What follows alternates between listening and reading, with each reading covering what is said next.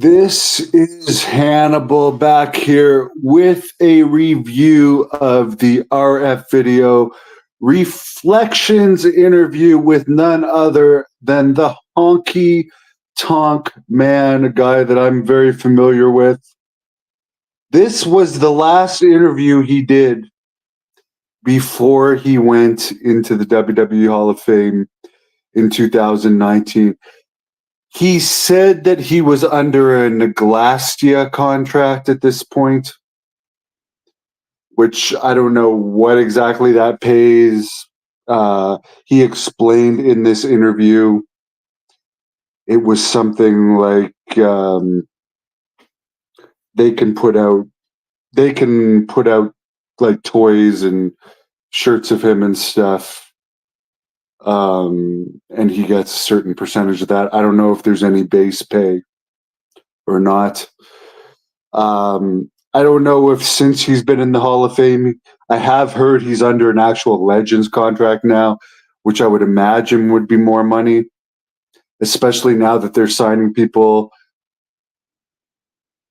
like DDP and Armando Estrada, who, by the way, Armando Estrada is not anywhere near Honky Tonk Man's status, but like they're signing people under these Legends contracts in WWE, I guess, to lock them up so they can't go to AEW or whatever, so AEW can't make stuff of them. But Honky Tonk Man, I think, is under a full Legends contract now.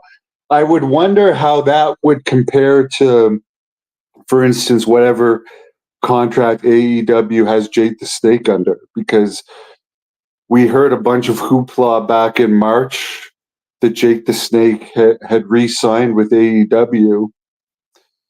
But I've seen Lance Archer wrestle at least a handful of times since then and I don't think Jake has done one appearance in AEW since he's been re-signed. Please correct me if I'm wrong. I've seen he's done a couple spoken words tour things and autographs, which he does himself, which I think AEW people can do their own thing. Anyways, my point is, I wonder what AEW pays guys like Jake Roberts to just be under contract and not work, similar to what WWE does with these legends. But it seems like WWE actually puts stuff out with their legend contract people and makes better use of them than AEW at this point anyways. I don't know if AEW has fan conventions or not. I assume they must.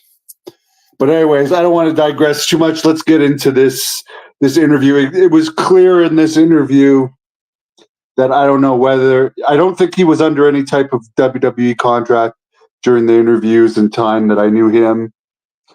He had made a couple WWE appearances when he was doing Great North Wrestling matches. I know at one point when Santino almost broke his record that he did a couple appearances for WWE, and he was still doing the indies, but I think those were just one-offs. It's sad that Gunther broke his record, because to me, when Honky Tonk Man was Intercontinental Champion, he was there was A, B, and C shows pretty much every night, almost every night. The A and B shows would be at big arenas. And on one of those shows, we'd have Hogan against somebody or Warrior against someone, and on the other, it'd be sometimes Macho against Honky, Macho against Brutus, Rhythm and Blues against the Hart Foundation. And like, they actually drew fairly good crowds. So Honky Tonk Man, when he was Intercontinental Champion, like was headlining shows at big arenas. And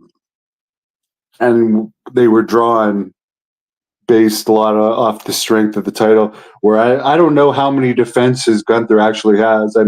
I know they hardly have any house shows anymore.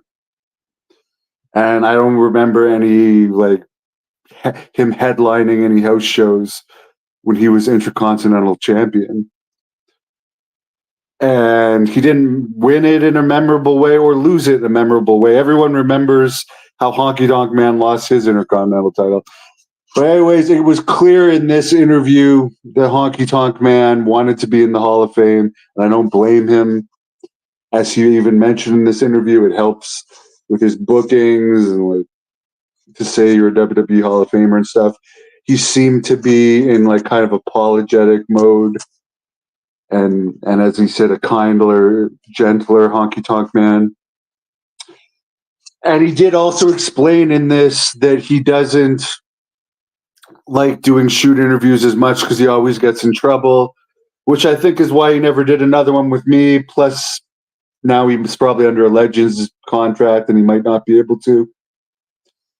But I do remember when I was in Phoenix for a month during the pandemic, hanging out with guys like Tank Abbott, Ken Shamrock, Don Fry, the guy from the Adam Sandler movies that was at Don Fry's house when I was there that I forget his name.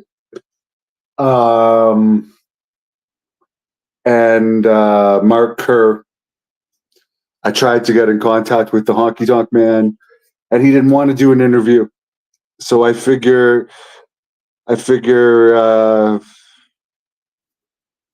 it must be because of whatever deal he has, or he doesn't want to rock the boats.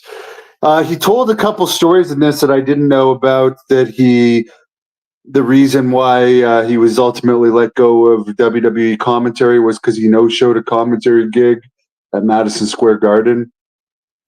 And I guess he also talked in great detail, which I'd never heard this story before, about refusing to job to Macho Man and then walking out on WWE because they wanted to change him into a face at one point.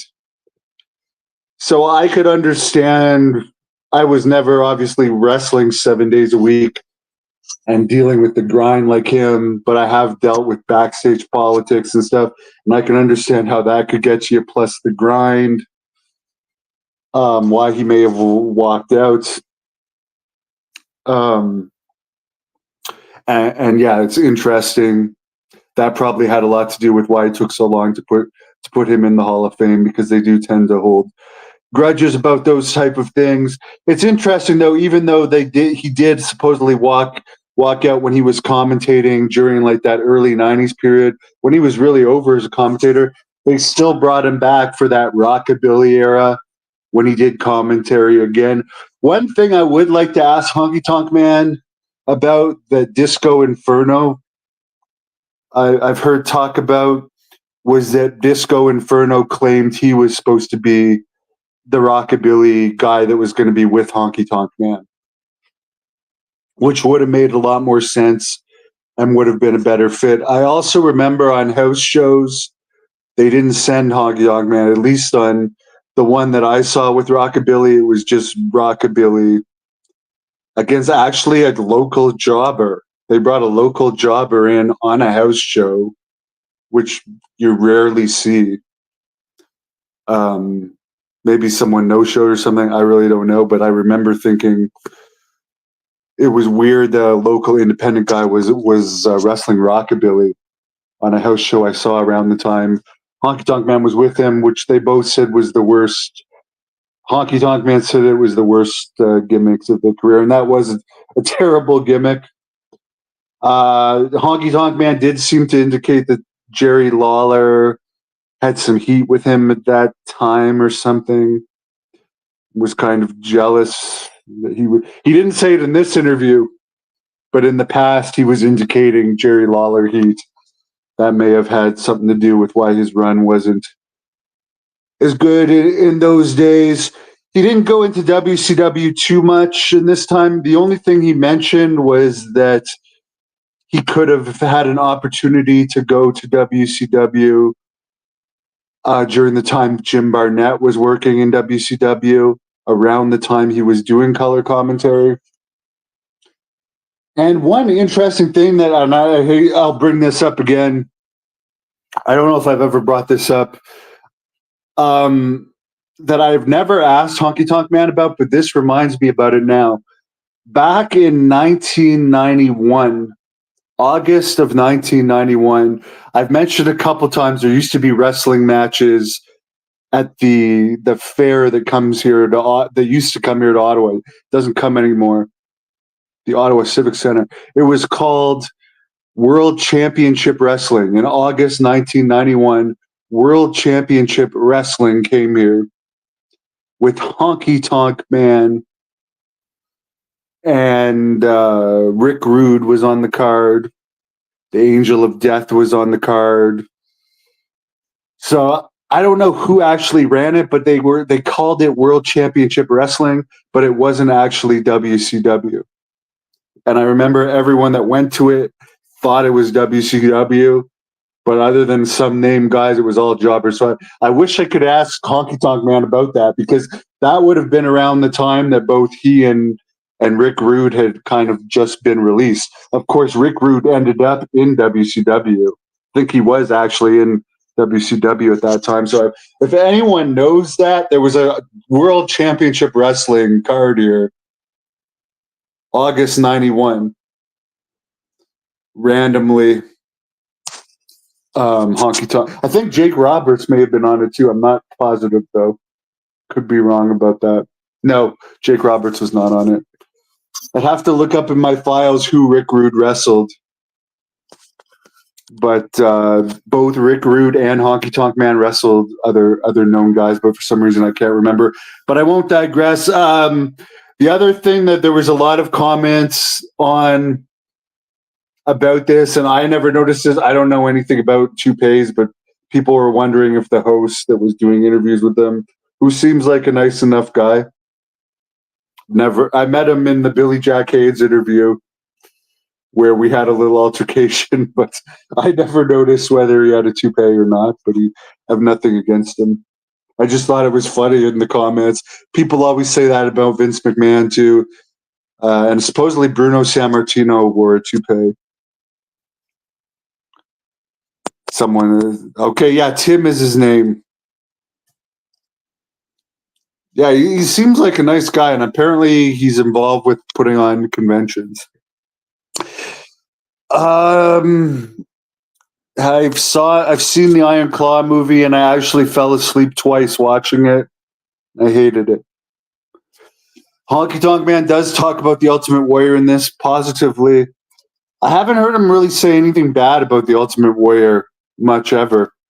He does talk about here. Oh yeah, here's one thing we should bring up. That one of the clips that got a lot of hits was him saying that the main event, why people really tuned into WrestleMania 3 was Hogan versus Andre and not Macho Man versus Steamboat. Well, I agree with him on that. I mean, the smart marks and wrestling fans do like the Macho Man Steamboat match. But I remember, like, until people started saying it was the greatest, like one of the greatest matches ever, I don't remember ever thinking twice after watching it until like more recent years when people started putting it over. But I'm not a long match fan. I don't like long matches. I am a fan of Macho Man though, and I have nothing against Steamboat. But I do believe he was right. Like there was a good angle there with the belt to the throat, but obviously the reason why people came to that show was the Hogan Andre. Someone says Honky Tonk Man turned heel. You had to dial a number. The other thing he talks about in this, and I do agree that they wanted to bring him in as a babyface. And I guess he didn't practice being a babyface before he went in, even though I guess he was in Stampede Wrestling for a few months in between starting with WWE and finding out he was going to start. I do think that it could have actually worked as a babyface if done properly, but they didn't do it properly when they brought him in as a face. Obviously, I've seen him on Independence in later years where he's beloved as a babyface. He doesn't work as a heel on the Independence any of the time I've seen him on the Independence in the 2000s. And the fans love him. So obviously, maybe if they had done it differently, it could have worked as a babyface. Who knows? I really don't know. There was he really didn't want to be a babyface. That's one thing that's for sure. And he's a more natural heel. That's 100% for sure. He's not a natural babyface at all. I actually remember, and he could have just been kayfabing. One of my childhood friends, and I'll say his name. His name was Lou Dickinson. His father was also named Lou Dickinson. Played for the Ottawa Rough Riders. And in 1989, the father was able to get him backstage to meet Honky Tonk Man at a WWE show in Ottawa because he was a Rough Rider, and apparently he was very rude to the kid. So I guess he was a very good natural heel. Yeah, I don't know if you're talking about Hockey. Hockey's hair is real, from what I know. I have seen Honky Tonk Man wrestle many, many, many times. He wrestled in my company, Great North Wrestling, many times. For one thing, between 2000, and especially in 2007, 2008, the last time he wrestled for me was 2015. But I saw him in WWE many times, and that one random time on that show that they called WCW. And yeah, he was always good. I was always a fan of his, and I actually like hanging out with him. I've got nothing against him at all, but I understand if he sees this why he'd want to keep his distance from me. Definitely, I'm not for whatever reason on the WWE's most beloved list. So as he's not going to do anything that's going to affect him getting a paycheck. The crowd was booing the main event of WrestleMania 3. I don't know about that. Was it supposed to be Billy Jack against Monster? That's what Billy Jack says, which I will tell you honestly, Billy Jack Haynes is delusional. And that's not an insult. He's legitimately delusional. He doesn't understand to this day the consequences of his actions with his wife. And there's some. I would love to do an interview with Honky Tonk Man to get his opinion on that. But it's not a funny situation about Billy Jack and his wife. But I remember one of the last conversations I had with a mutual contact was he had sent me a bunch of pictures of him and his wife. And like he had asked this mutual contact, could I send the pictures to him through his lawyer because he misses his wife? It's like, don't you understand what you did and like why you're in jail now? It's just a sad situation with him. He was entertaining. No, Honky Tonk Man, as I said, I think he's under Legends contract. He saved his money well. He lives in Arizona. I think his daughter must have graduated vet school by now because she was in it. She was in it for a long time. I know that. His daughter was good looking when I saw her too, but that was a long time ago. I'm sure his daughter's married now, and I hope his son's doing well. His wife is a hilarious character. There was a he's not going to care about me telling this story, and Samoa Joe could tell you guys this story too. He's not going to care at all about me telling this story because it was in 2008. This is a hilarious story in Calgary, Alberta. I put on a show. It was during Stampede Week. He was there with his family, and yeah, let's just say him and his wife had consumed numerous alcoholic beverages. And again, Samoa Joe, you could ask about this. He was on that card. Jinder Mahal was on that card. Champagne Singh was on that card. And he got on the mic before his match for like half an hour. But it was hilarious. And I believe his wife got on the mic at one point. I wish somebody had taped it. It was absolutely hilarious. And I thought it was great. But this was the days before cell phones. If that had happened, and anyone that was there, this was July 2008, Calgary, Alberta. They can confirm that story. It was wild. And the night before, I was feeling that Stampede wrestling fever. So, or it was during the Calgary Stampede, which is a party atmosphere. So I can't say I wasn't guilty of doing the same thing the night before, but I just didn't do it as publicly. But someone is tipping $4.99. Says, did Honky Tonk Man ever get any broads when I was on the road with him? Looked like a busty blonde was digging. Well, I don't want to get him in any trouble, but I will say that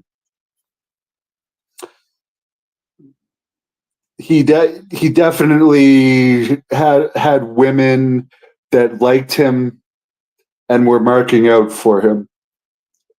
Whenever we go, one of the reasons I like going out with him is because usually we get free drinks, or I used to work in a lot of bars at that time or have contacts in the towns that we would go to. And I'd be like, oh, if I bring the Honky Tonk Man here after, can we get free drinks? And it'd be a good way to get free drinks. And yeah, he was very funny around women, and you can see in some of those videos some of the funny stuff he would do. But did I ever see him cheat on his wife? No, definitely not. Did I see him flirt with girls? Yes. Yeah. He's more of a honestly, he's more of a fun-loving guy. He just wants to go out, flirt with girls, talk to girls, drink beer. No matter where you are with him, he always seems to have a beer on him. That's one of the funniest things about Honky Tonk Man. You could be like in the middle of a forest somewhere in a rundown town where all the alcohol stores are closed, and he'll pull out I think he let Heineken pull out a Heineken from his jacket and shake it and be like, "You want one?" He's a very funny guy, and he is one that like. It's not like he was performing top rope maneuvers and stuff. He was one that wouldn't be shy to have a few drinks before his match, and definitely not after. And he definitely liked the Screech. As there's a lot of stories about Screech, which is a Newfoundland drink that can mess you up really bad, that he got me messed up on before. So yeah, I like him. I found this interview entertaining. He was definitely the kinder, gentler Honky Tonk Man. I'm sure one of these days I'll cross paths with him again. Until then, best wishes to him. Oh, by the way, it's nice to see him and Jake still hate each other. I like seeing that. There's too much friendly crap from people who used to feud in wrestling going on today. And even today's wrestlers that are currently feuding act too nice to each other. I like seeing that him and Jake still, whether kayfabe or not, hate each other to the public. It's awesome.